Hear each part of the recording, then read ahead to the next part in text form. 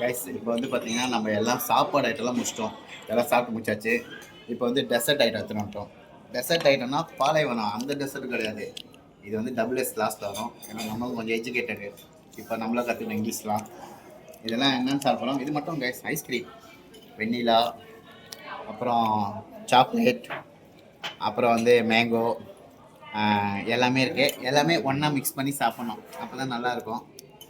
அதேமாதிரி நம்ம ஜெய் பாருங்க, நம்மளோட தொடர்ந்து இன்னைக்கு வந்து கிட்டத்தட்ட ஒரு 3 மணி நேரம் எங்களோட ஸ்பெண்ட் பண்ணியிருக்காரு.